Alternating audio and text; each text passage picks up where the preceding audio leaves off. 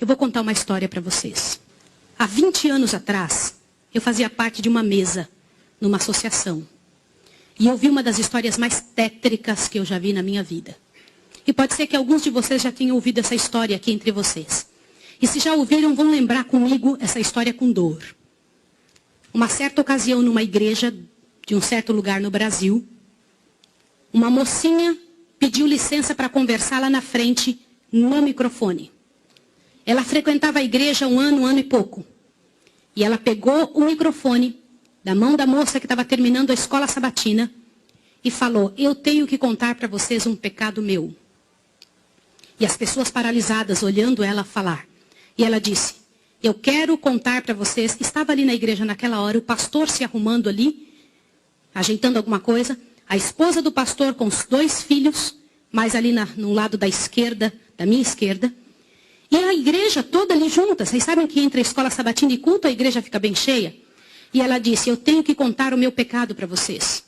E o pecado que eu tenho que contar é que eu sou amante do pastor. Na hora que ela disse isso, a esposa do pastor desmaiou ali na hora. E os filhos correram para acudir. E o pastor veio para ela e falou assim: o que você está falando? Você enlouqueceu? Que isso, menina? Ela falou: eu tinha que contar, eu preciso resolver meu problema. Eu preciso salvar a sua alma. Eu preciso resolver você. Os danitas, eles sempre usam essa: cuidado, eu preciso ajudar. Sempre usam a palavra da ajuda, viu? E naquele momento a igreja toda ficou em alvoroço. Eu não preciso dizer que não houve culto. Não houve culto. Não conseguiram fazer o culto. A esposa do pastor foi levantada dali, foi levada lá para fora. O pastor não sabia o que fazer. Começou a dizer: irmãos, por favor. Isso é um grande mal entendido. Ela dizia: não é, meu bem. Eu precisava dizer, eu tenho que salvar você e tenho que salvar a mim. E ela foi levada para um quartinho. A esposa do pastor foi atrás e começou a conversar com ela. E falou com ela. E foi um alvoroço muito grande. E ela disse: olha, eu vou te provar que isso é verdade. Nós combinamos que ninguém nunca ia saber. Foi uma coisa muito bem feita. Mas eu preciso te contar. E falou para a esposa do pastor. Prestem bem atenção no que eu vou dizer. Falou: só tem uma maneira de você me acreditar. Vem aqui. O seu marido tem uma marca na genitália dele. E a marca é assim, assim, assim. E a esposa olhou para ela e acreditou nela na hora. Sabe por quê? Porque aquele pastor nunca tinha tido contato sexual com nenhuma pessoa, só com sua esposa. Eles se casaram virgens. E ela disse: ninguém sabe disso. Como é que essa moça sabe? Consegue imaginar o que é isso? E ela também nunca tinha contado isso para ninguém. E ela pegou a esposa do pastor, passou a acreditar. E ela contou detalhes sobre o corpo do pastor, detalhes sobre ele, até de coisas que ele falava enquanto dormia. Preste atenção. Eu não preciso dizer para vocês que aquele casamento acabou. A igreja todinha daquele pastor entrou num estado de bancarrota que vocês não têm ideia. Uma palavra, como diz Tiago, pode estragar a vida de uma pessoa para sempre. Sabe quantos anos se passou dessa história? Até que eu fiquei sabendo, isso foi há 20 anos atrás que eu fiquei sabendo. Já tinha se passado 20 anos que isso tinha acontecido. Por que eu fiquei sabendo dessa história? Foi numa mesa, numa comissão, numa associação. O presidente um dia nos chamou e disse o seguinte: irmãos, eu preciso da ajuda de vocês e oração por algo. O que foi?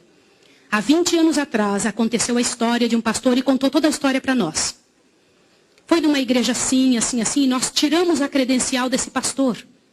E esse pastor foi para um sítio e ficou sozinho. A esposa dele é casada, tem outros filhos, está vivendo a vida dela. Mas eu fui chamado, olha o presidente nos contando. Eu fui chamado há alguns dias na casa de uma senhora com os cabelos todos brancos morrendo de câncer. E essa mulher morrendo de câncer pediu muito para falar com o pastor. Mas tinha que ser o presidente da igreja adventista. E eu fui até lá porque eu sou o presidente. Quando eu cheguei lá, a mulher me contou que ela tinha sido a moça que tinha falado aquilo do pastor. A amante, a suposta amante do pastor.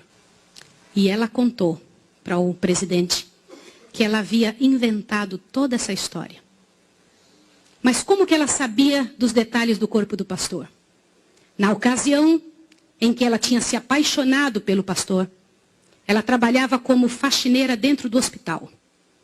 E o pastor foi internado, prestem atenção, internado para uma cirurgia de apêndice e passou muito mal. E ela era amiga de uma enfermeira.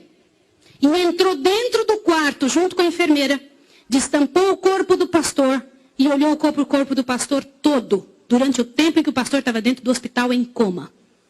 E quando o pastor falava algumas coisas, ela ouviu o que o pastor falou e ela olhou os detalhes do corpo do pastor e guardou. Satanás plantou na cabeça dela 1 ano e ela formulou e acabou com a vida do pastor.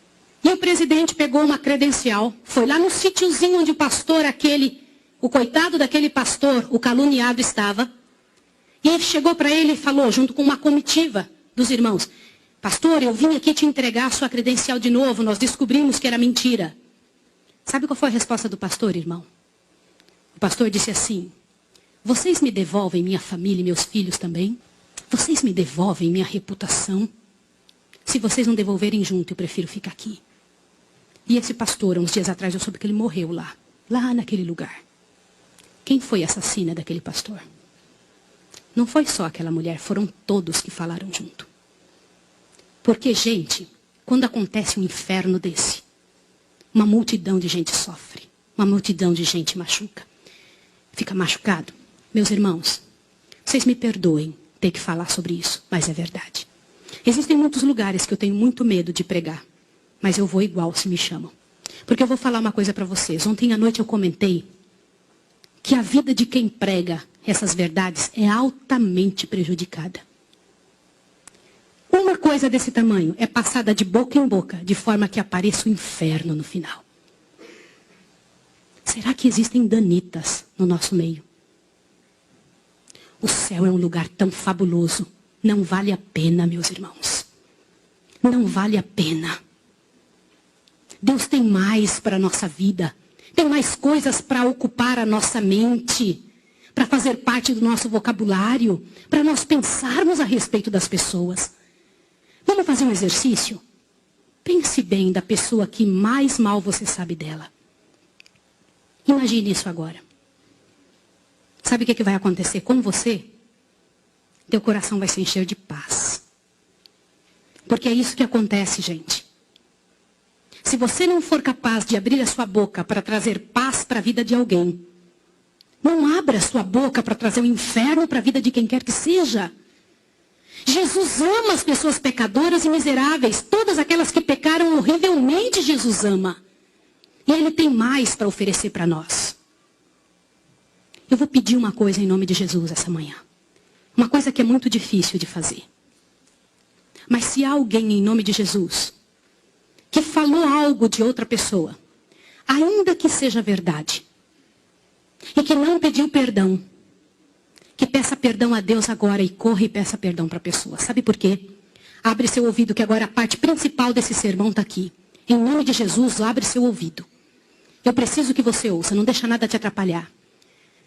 Você sabe por que existem igrejas frias que não mudam? Você já viu aquelas pessoas falarem? Você é ancião, não é, irmão? As pessoas vêm para você e reclamam. Que igreja fria? O que está acontecendo? O que não acontece? Nada muda. Vocês sabem por que isso? Alguém sabe? Gente, a principal razão, e eu vou ler para vocês agora ali. A principal razão porque a igreja fica fria é por causa da presença dos danitas. Eles são aptos a trazer veneno para a cabeça e o coração das pessoas.